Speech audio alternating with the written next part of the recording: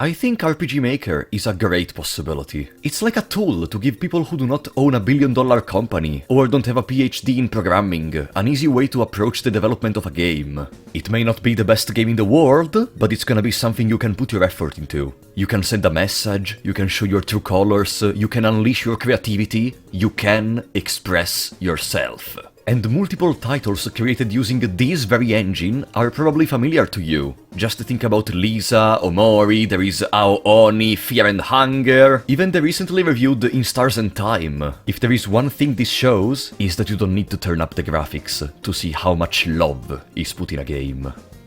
But today we don't talk about good games. Today I will show you a piece of garbage. I am very excited, because usually on this channel I praise the games I bring. Today, screw that! I was so angry playing this game that I had to make a video about it. Today we talk about the Arcane Ray series. Little disclaimer, everything I will say is exclusively referred to the development decisions and the game itself. I don't want to insult the developer of the game as a person whatsoever. And if in this point of the video you think I'm being too aggressive and maybe you are thinking, come on Frapollo, it cannot be that bad, watch the video and tell me if you change your mind, okay? So, oh boy, there is so much to talk about. Make yourself comfy, take some chips, and enjoy the venture into the dumpster fire of JRPGs, Arcane Ray.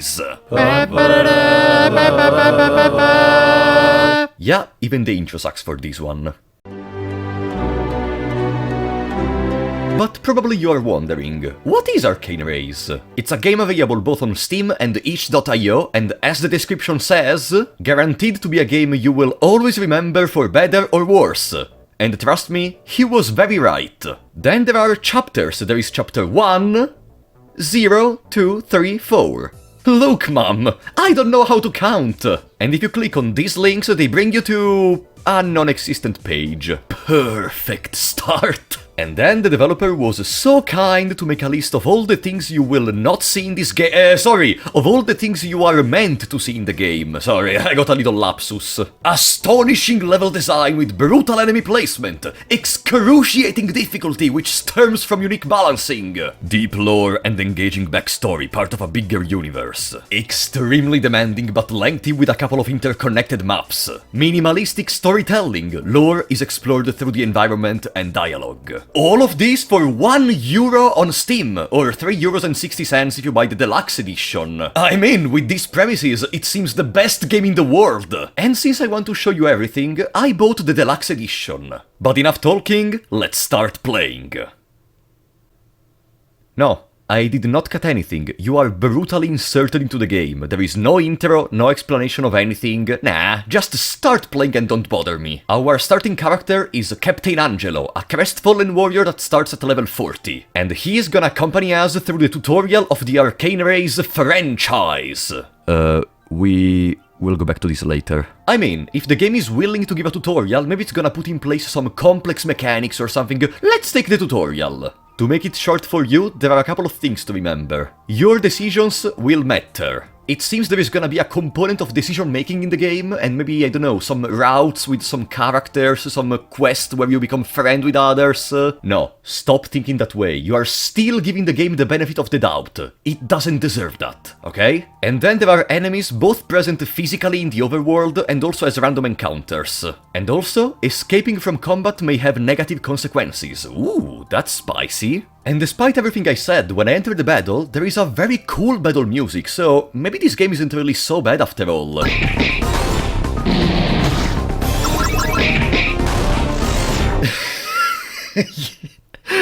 You still don't know! Equipment is gonna be restricted to certain characters, there are portals to teleport to other places, and then there are vehicles, such as ships for example, which you can use to navigate through different types of terrain, such as water. And that's basically it. Okay, it wasn't anything too special of a tutorial, but I am very interested of seeing more decision making and escaping having consequences. Alright, let's get to the real deal.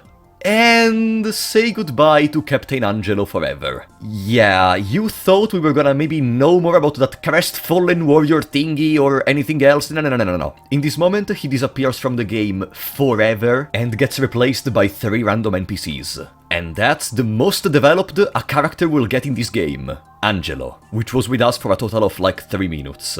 We are then introduced to an achievement unlocker, where if you want you can automatically unlock all the achievements, and it says you will not be able to unlock them otherwise. Ah, okay. Eh? You won't be able to unlock achievements at all without using these? What? Why would you put achievements in a game if you're just gonna give them out to the player for free, and with no struggle whatsoever? No, not for now at least. Let's talk about them later. I want some action, come on! Welcome to Unia, a sanctuary for lost souls where you have to overcome a trial to be resurrected as a shade in the real world. To do that, you have to navigate through 4 different dungeons, become stronger, and then face the final boss. Alright, now we're talking. Pretty direct, pretty simple, let's do this. But first, let's get to know better our party. We have Sanctus, described as Nameless Shade. Ah, cool. Then there is Umbra, a Nameless Shade.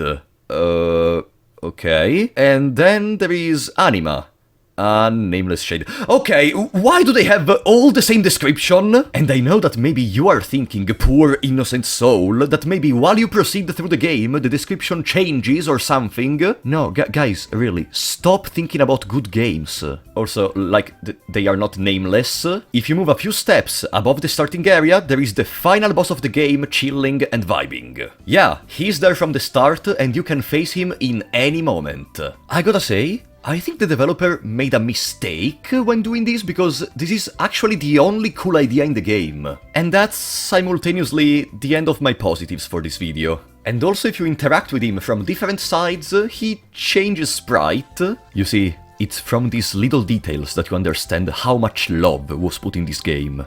Not even the slightest. But it's clearly just a choice of the developer to show you how the final boss suffers from bipolarism, tripolarism, quadripolarism even, I think. Does it even exist, quadripolarism? Oh, and I know you noticed the chest near the tent, but it's something we will mention later. Inside the tent there is the first lobby of the game. Oh, sorry, did I say first? I meant the only lobby of the game. One inn, a weapon shop, an armor shop, a consumable shop, and a disgrace. It's all you get from the start to the finish. And we will talk about these shops later, because of course, even in here there was no effort whatsoever. And then there are the 4 dungeons you can enter into, with progressively increasing difficulty. Let's start from the forest. In here, in our first treasure chest of the game, we find 1875 gold.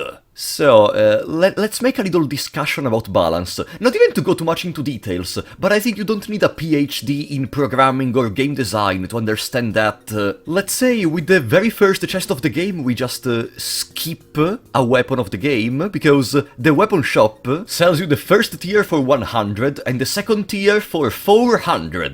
Which means by taking literally 7 steps into the forest, we already have the second tier weapons for every... What? And the shop prices is not even the only thing you have to balance around. Okay that treasure chests are a one-time thing, but if the random battles give you 10 gold, I think you understand there is something wrong in there, right? But maybe I'm wrong. After all the characters start with no equipment. Maybe that chest is a one-of-a-kind and is supposed to give you an extra boost at the start? Why are you doing this? Every time I try to forgive you, you punch me in the guts. Whatever. Let's just start with the, exploration. Yeah, let's call it that way. We start winning our first battles and doing our first level ups. Leveling up gives you new abilities and you also get stronger in your stats. And don't get too excited because that's the end of the stuff you will see. This monstrosity, which I feel very bad calling dungeon, is just a repetition of the same, like, 5 different tiles, over and over again, with no personality, no interactables, just a bunch of chests in multiple corridors where you always get some healing items, or exactly 1875 gold. It's clear to me the developer did not even bother. He just created 2 chests and then copy-pasted them over and over again over the whole map without changing anything. But you know what? Since I'm talking about copy-pasting, I think it's finally time to reveal to you the first thing I have been keeping as a secret. In particular, if you don't know a lot about RPG Maker. Are you ready to ascend to higher planes of existence? All And I repeat, all the stuff you saw up to now, environment, enemies, characters, and music, is all the default assets RPG Maker comes with. Now, don't misunderstand me. Just because they are the default ones, it doesn't mean you cannot create good stuff with them. But, as I think you've been seeing up to now, this is not the case. Laziest garbage I've ever seen! Not even being careful about where to place the chests! Look at this! And remember, they always contain one of two things! You see, for how I feel it, game developers, especially indie ones, mainly do it for two reasons. Express yourself and show your skills, or money. Of course, there are some instances where the developers doesn't even want money, they do projects for free, and maybe there is a free donation link if you want to. But then, there is the other side of the coin. What if you only do it for money? What if you don't care at all about what you're creating? I don't know about you, but I have been playing the game for less than 5 minutes, and I have enough money to get the highest tier weapon available in the shop. That's perfect, right? No, there is another problem, and I will explain what. This, one of the highest attack max tier weapon, increases attack by 110. Some of the weapons have some little hidden secondary effect, but pretty much everything is useless apart from the attack. Let's go to the issue. The issue is this disgrace. This is the magic shop, where you can buy stat increaser, items which when consumed permanently increase your stats for one character. Let's do some math, okay? One attack boost increases attack by 3, and it costs 200 money. The max tier weapon costs 30,000 gold. By doing some quick math, do you know how much attack do you get by spending the equivalent of that 30,000 coins on this item?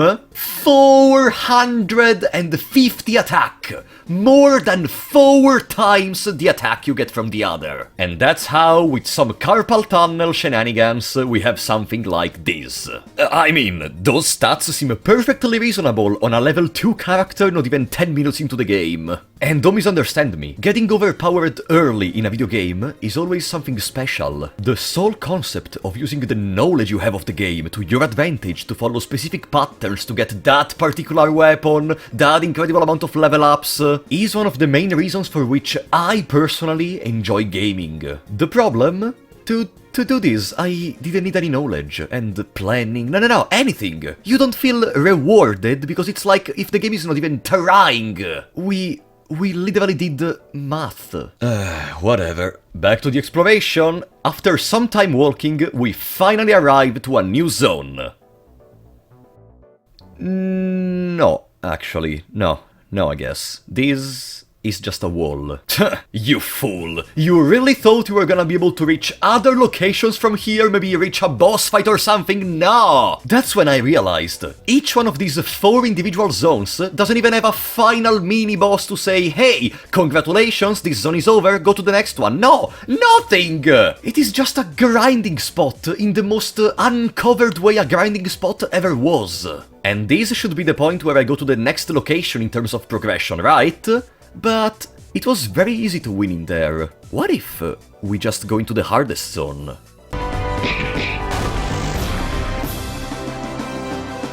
10 minutes of gameplay, one of which was carpal tunnel, and we're at the end game. 0 story, 0 development, thousands of laments. And that's when I realized one thing I was almost forgetting from the start. The game lied! It specifically stated there would have been consequences for escaping. False! I have been escaping so much in this time, and nothing ever happened. How can you make a tutorial, and then you put the wrong informations in the tutorial? And you know what's the problem? That's not the only lie! Let's talk about the steal option in the shops, okay? Sure. In the shops, there are treasure chests. If you try to open them, the shop owners will call you out. You can take it by force, or leave it. Oh gosh, what's gonna happen if I take it by force? Maybe we will fight the owner, maybe we will lose the shop forever, or maybe nothing. I mean, did you expect anything to happen at this point? Nothing. Second lie. Choices don't have consequences. You just steal the gold for free and then the vendor just keeps selling stuff to you like nothing ever happened. you know what, let's just farm some money and then go to the final boss. Here we are, the last trial or something similar to access the real world. Guys, do you really care about the story of this game? There is no story! And in like 2 minutes of spamming attack, he goes down. With this, congratulations! You are now a Shade Alpha! Yeah, the game is over. No credits, no thank you for playing this crap. This, I think it's the moment in which I felt the most a question bursting through my brain. Where did my money go? And do you want to know what's the cherry on top?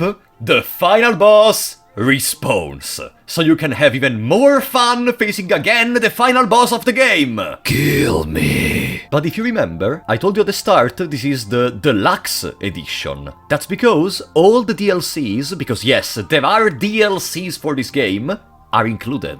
Let's talk about them. And to do that, we start by talking about this chest. This is a DLC, something you pay for. Do you know what that is? Experience points and gold. You made a DLC just to give the players XP and gold. No, this is even lazier than the Shin Megami Tensei 3 DLC for experience and gold. Even if I despise that DLC, at least that allows you to skip the grinding to go to the story. In here, you skip the grinding to what? There is nothing else. And also, most importantly, it's not needed! And do you want to know what are the other DLCs? I bought them all so we can see all of them together. Check this shit out! Each DLC gives you a save file where you can start the game with one extra character in your party. Let me introduce you to Naviem. Maybe at least she has a different description, you know? DLC female character 2. Lawman. Maybe this one is gonna DLC male too. Akota DLC. Usually, when you see the first RPG Maker project of someone, even if it is bad, if you see some love and effort put into it, you can kinda excuse everything else, because you can see that they are trying their best. But if you see generic RPG Maker assets, no story, no balance, no dungeons, because calling these abominations dungeons is a big compliment, no progression and no details, and all of these being sold on Steam, this is not even a good base to start making a game. Let's do one quick thing before proceeding. Let's go over all the lies we saw in here. Astonishing level design with brutal enemy placement. There is no level design. And the brutal enemy placement. You don't even see the overworld enemies like in the tutorial. The tutorial lied again! Excruciating difficulty which stems from unique balancing. After 10 minutes we had endgame equipment with no effort. Deep lore and engaging backstory. There are literally 3 story dialogues through the game and our characters have no personality. Extremely demanding but lengthy. No. Minimalistic storytelling. There is no storytelling! Environments are repetitions of generic RPG Maker assets. And to put an end to this, do you want to know the final cherry on top of all of this? After I say this, you cannot defend this game anymore. Not only the dungeons we went through use generic assets, but the dungeons are also pre-made dungeons in the generic RPG Maker package! This is a level of laziness, which wants to fight the consumer, the person who gives you money, the person who wastes money on this. How can anyone even enjoy this? And that's when I wondered. When I looked at the Steam page, it said the reviews were mixed. Mixed, if I understand correctly, means that there were some negative reviews, but that there were also some positive reviews for the game. It means someone played this game and had a reason to put a positive review. Maybe I am in the wrong. Maybe this game actually contains some good stuff, you know what? Let's read the reviews just to discover that I am not wrong! 90% of the reviews talk about a black background, that I think it's something you obtain with the Steam points in the game or something, so they are basically buying the game for the black background and only that. Guys, please, this game does not deserve your money. I know you get a black background, but you are also giving money to a developer like this. But then you may wonder, I said 90% of the reviewers.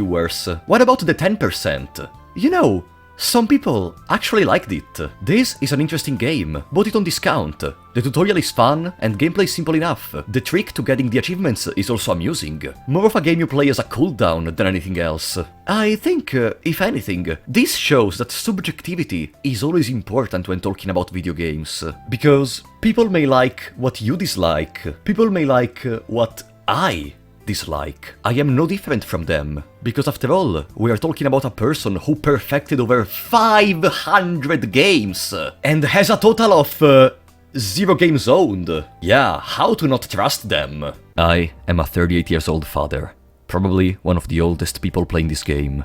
I'm a single father to my son, who is 14 now. My son got this game for Christmas from his aunt, and it's just a copypasta. Before jumping into the next games, there is one last thing I was wondering. Why there is an achievement unlocker? What happens is, you walk through this corridor, and as you walk, you get these achievements, which are letters, numbers, etc. Here there is a thing which made me laugh a lot. Some of these achievements are obtained by 11% of people, but others by 10.9%. I want to believe that some people were not able to go through that corridor because it was too hard for them. And you know what? Maybe it was. There is a guide on how to get all the achievements in the game. What is wrong with you? And then I had one last question. Why having these achievements? And that's when I discovered a thing I had no idea existed at all. Achievements Farm. There is a series of games you can buy on Steam, specifically sold with the purpose of giving you achievements. I saw some theories about achievements giving you experience to level up on Steam, or about dropping more cards for the game you are playing or something, but from what I understood, nothing of this is confirmed or denied. If you know more, please let me know in the comments, with proof of course. But if it's true that they do nothing, then the only reason you may have to buy these achievement farms is just to purely increase the number of achievements displayed on your Steam profile. Okay, I am gonna say it in the most polite way possible. If you buy achievements on Steam with this purpose, I envy you. Because if the main concern in your life is to increase a number displayed on a digital game platform by paying money, then it must mean that you solved all the other problems you had. Does anyone even look at Steam profiles anyway? It's clear Arcane Ray was made for all possible reasons that are not to provide a good game to play. And to add insult to injury, on the itch.io page of this game there is even a link to Steam items you can buy! And they go all the way from the simple dagger for 235 to the Fool's Gold for 94.99! Oh yeah, some of these images don't even work. But as an Italian proverb would say, non c'è limite al peggio. There is never an end to the worst. If you go on the Steam page of Arcane Ray, you can see it makes a reference to something called Arcane Ray and Arcane Pre-Ray, which seem to be other games of the series. And unfortunately, that was just the tip of the iceberg. There is a total of 4 games for this saga. Arcane Ray, Arcane Re-Ray, the sequel, the fantastic prequel Arcane Pre-Ray, and then there is even a visual novel called Aeniko. Unfortunately, the visual novel seems to be a lost media, and the other 2 have been completely removed from Steam. But I am for Apollo 94, baby, and when I make a video, I put the most effort into it possible. I have a copy of both of these games. So, let's jump into it for some more quality gameplay. Welcome to Arcane Re-Ray. Huh? I am not joking, when I saw this in my blind run, I almost had a mental breakdown. You know, I thought, imagine if the whole game is just a copy-pasted version of the previous one. But if there is one thing which saved my life, is that I remembered of reading Arcane Ray's franchise in the tutorial of the previous game. So yeah, that's the one thing of the tutorial which is not a lie. Oh, and I don't remember in this moment if I said it in the previous game, but do you remember the ship tutorial? There is no ship in the game. Let's check our new party. We have Alex Oriana, an experienced war veteran, and the command... And then there is Eleanor Naissa, a shade resurrected without any memory. Oh, and of course Aaron, the waste of money... sorry, the DLC character, because yes, even this game had DLCs. The tutorial was exactly the same, but let's not lose our morale. Maybe the next parts of the game will be different. And indeed, look! It seems we're in the middle of a giant battle! Oh boy, now I'm hyped. Let's... Oh, that's the overworld enemies, but they are stationary. You literally can just not interact with them if you want. The castle was apparently taken by the infected, and you have to save the brother of this random person. Sure, why not? The chest is for the DLC experience, but for now we will intentionally skip it, okay? In case it's gonna be needed, we will go back here. Also because there is no real risk for now, you know, enemies don't move! Whatever, because at least this time it seems we have a mini-boss! This creature, which suffers from bipolarism as well, is our first boss. And you may wonder, we saw a humanoid serpent and a chimera. How is the boss gonna look like? And it's actually not a lamia or a chimera, it's a succubus. And okay, it's not what you saw in the overworld, but better than nothing, we have some battles finally! I have to say, this battle seems very long. We deal barely any damage, she regenerates if I recall correctly, and in the first game they had a lot of HP, so maybe it's the same? I noticed something though. We are allowed to escape from this battle, so maybe that's what the developer wants us to do. You fight the boss, realize it's very hard, escape, grind, and come back.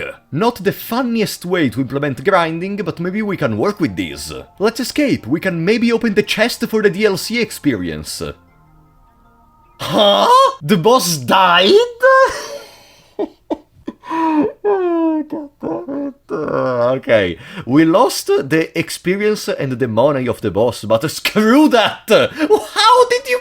The worst part is that you cannot even escape from the other enemies, only against the boss, so I'm starting to wonder if the developer introduced the escape as a victory, expecting no one to wanting to grind, I don't know. Whatever, let's try to not lose our morale. We enter into the castle, and we start collecting treasure chests.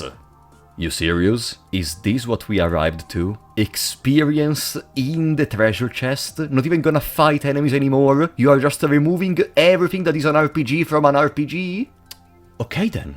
Okay, that's fine. Let's collect all the chests. I tried with every single inch of my body to give some decency to this garbage.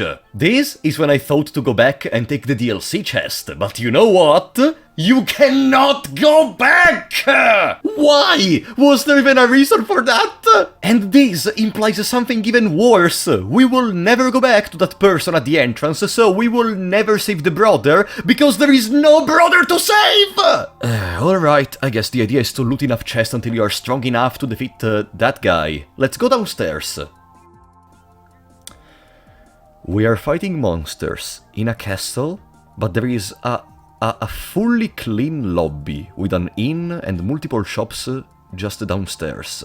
I am starting to realize why this game was removed from Steam, you know? Also, the lack of effort. The developer forgot to remove the burning effect from these zones.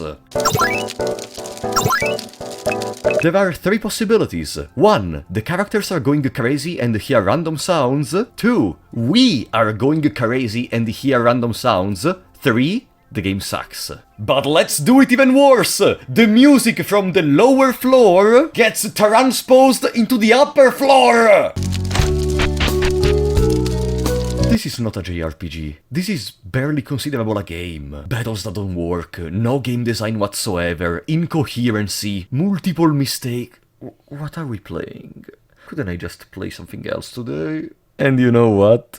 It gets worse, because the dialogue of the final boss is the same dialogue, copy-pasted from the first game. He even talks about 4 stone paths. And you know what happens when you win?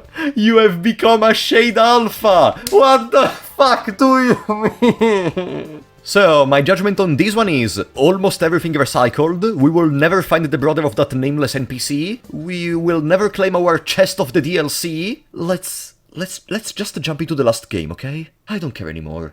Arcane pre-race, baby. Again, we have our DLC characters, and I don't know if it's important at this point, but this is supposed to be a prequel of the other 2 games. Is there even a story of this garbage? With the informations you gathered up to now, I want you to tell me, what is the story of this game? Actually, there is no need to, you know why? Because the developer released the document with the lore! Is it just me? Or does it defeat the point of having lore in your game if you just give it away like that? And yeah, I did read it, and it's the most cliché generic light versus darkness thing ever, where the Shades are kinda like the resurrected forces of light to fight against the demons.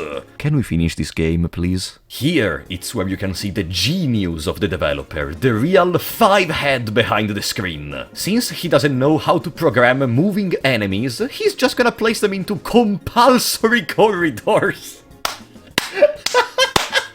Wow, now you cannot just dodge them all, I guess! Not to be arrogant or anything, but back in the days when my experience with RPG Maker was very miserable, not that now it's incredible, but back in the day it was even worse, I tried setting up these moving enemies. It required less than half an hour, using tutorials taken online, of course, but I mean, if you're gonna make a video game and you want to sell it, you are expected to do some work! Oh, and by the way, the music from the achievement unlocker room gets transposed to the burning village. And honestly, at this point I don't even care anymore if there are the same shops. I just want to finish this garbage. But then prepare yourself. I hope you're sitting down, because there is the greatest sign of I don't care about wanting to make a good game, I just want a cash grab. That sign is a treasure chest in the bottom left corner. In the bottom left part of the map. Unreachable! Okay, you know what? I'm booting up RPG Maker VX to no clip into that part of the map.